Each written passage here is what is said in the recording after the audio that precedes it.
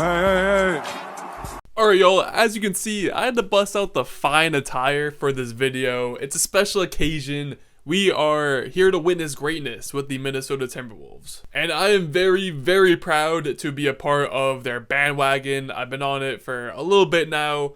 If you did catch my preseason predictions videos, you would know I was very high in the Timberwolves. I had them as a top 3 seed in the West. And at this point, a month and some change into the season, they are currently tied with Boston for the best record in the league at 15-4. They're sporting the #1 defense in the NBA in terms of defensive rating. And just overall been playing some really fun, enjoyable, and most importantly, great basketball. This Minnesota team is just so deep with talent. They have star players in Anthony Edwards, Karl-Anthony Towns, Rudy Gobert, but they also just have a ton of great depth and veteran pieces. Guys like Mike Conley, they've got Kyle Anderson off the bench. They also just have some great young weapons like Naz Reid and Jaden McDaniels, Nickeil Alexander-Walker, who has turned into this amazing player after bouncing around a few teams. And at the end of the day, this is just a tough team to play. They're extremely versatile. Again, they are #1 in defensive rating right now, and I don't really see that changing anytime soon. And even despite the fact that, Anthony Edwards is currently hurt and probably going to be missing a few games, they have not even missed a beat. Even though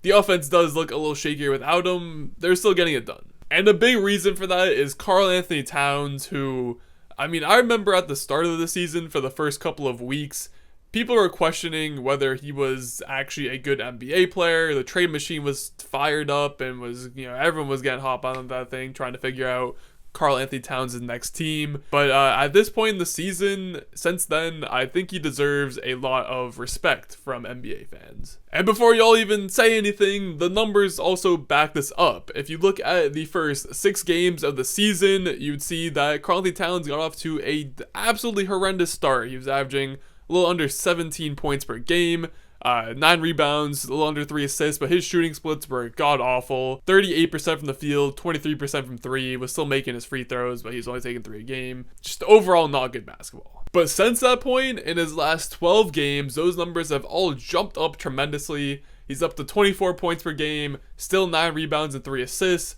but the shooting averages are way up. He's at 56% from the field, 51% from 3, 91% from the foul line. Season long, he is currently a part of the 50-40-90 club, and if he's able to maintain that, which he's got the shooting slump out the way, I think there's definitely a chance he could maintain it, then this would overall just be a really special season from a player that, again, is not getting enough credit or respect at all. And it is interesting to look back through Karl-Anthony Towns' career. I feel like people forget he's a former first overall pick, and he was brought into Minnesota to be the franchise guy, and he was for the first 7 years of his career, racked up a few all-star appearances, and although they never really won anything, he averaged good numbers, and he was a really good player. Then last season, only plays 29 games, add in the fact that they trade for Rudy Gobert, and the fact that Anthony Edwards starts to take his leap, and all of a sudden, it seems like night and day, Karl-Anthony Towns is pushed from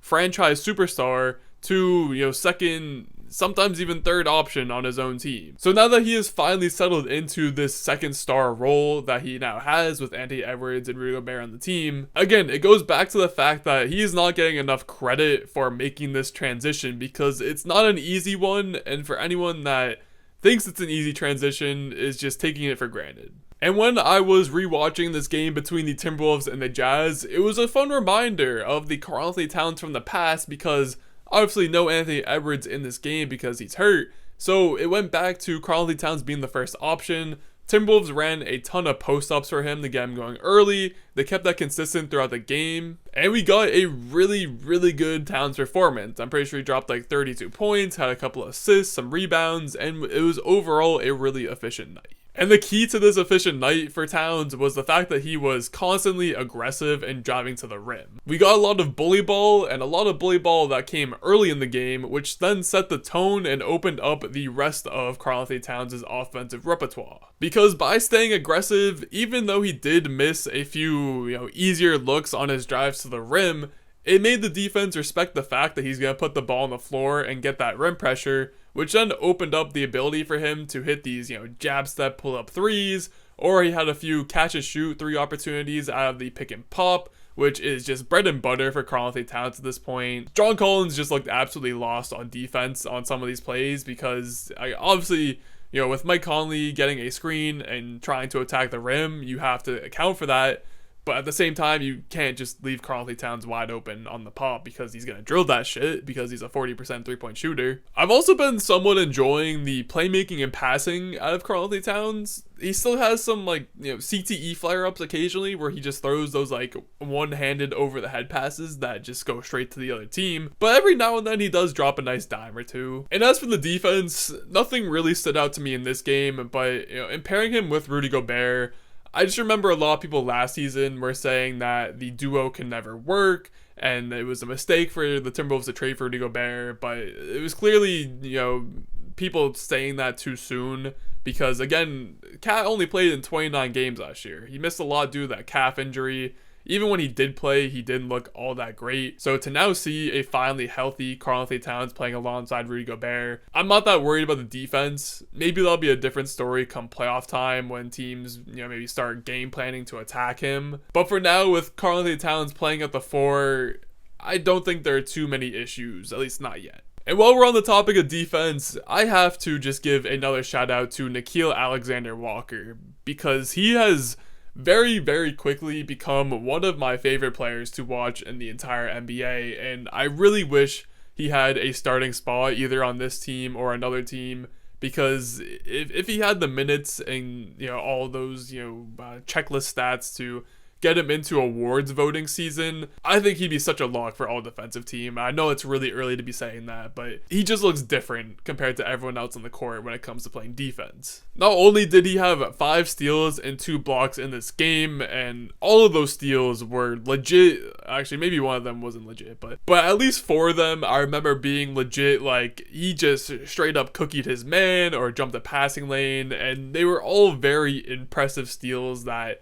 most guys in this league wouldn't even think about going for, let alone getting them. And that's without mentioning all of the other countless tiny little things he's doing on the defensive side of the ball to help this Minnesota team win games. I mean, I know Gobert is Gobert, he's a former depoy, he's the best defender on this team, but Nickeil Alexander-Walker has to be a somewhat close second. And even in this game, just standalone game, I don't know if Minnesota wins this game without Nickeil Alexander-Walker. That is how impactful he is on this side of the floor. And that's all without mentioning the fact that he is a decently good three-point shooter. I know he's been better in the past in his career. He's sitting at 35% right now, which is about league average, which is what you can ask for someone playing this great defensively. But you can also tell that he's starting to get comfortable with the ball in his hands too. He's shown some really nice playmaking chops, had some really great no-look and flashy passes in this game as well. But the main thing I always come back to with Nickeil Alexander-Walker that just amazes me, it makes me such a huge fan of his, is that he genuinely looked,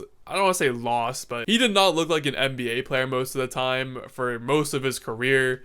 He started with the Pelicans, and he was mainly a three-point shooter, you know, offensive spark plug off the bench kind of guy, and he just wouldn't make shots. And then he got shipped to Utah, where it was more of the same. You know, he was struggling to find minutes, and it looked like he was on his way out of the NBA until he landed with the Minnesota Timberwolves. And the part that upsets me is, you know, someone like Jalen Suggs on the Orlando Magic is deservedly getting a lot of hype for being an extremely good glue player, great defensive player, and although the offense isn't always there, he has been a huge reason why the Magic are finding success. Yet we have Nickeil Alexander-Walker pretty much doing the same thing, or at least a lot of the same things, and being an extremely impactful player when it comes to winning on the NBA's best team, and I just hear nothing about Nickeil Alexander-Walker. So if there is one thing you guys take away from this video, you know, I love Karl-Anthony Towns. He's great. Anthony Edwards, cool. Rudy Gobert, whatever. But Nickeil Alexander-Walker is someone that deserves a bigger fan base. But outside of that, that's pretty much all I got.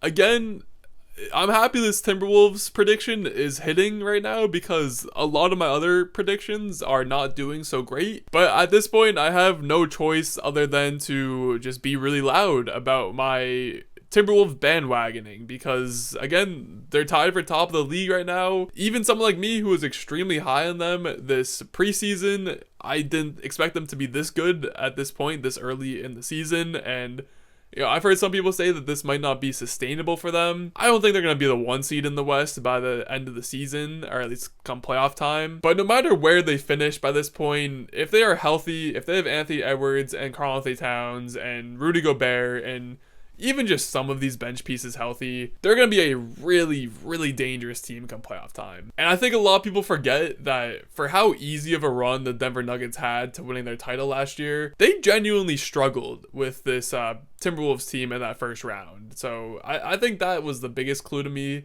that Minnesota was cooking something good here. But yeah, I continue to be all in on this team. They're really fun to watch. They are entertaining. They play great basketball. Y'all should watch them too. But that's all I got. As always, if you enjoyed the video, make sure to like, comment, subscribe, all those good things, and I'll catch y'all in the next one.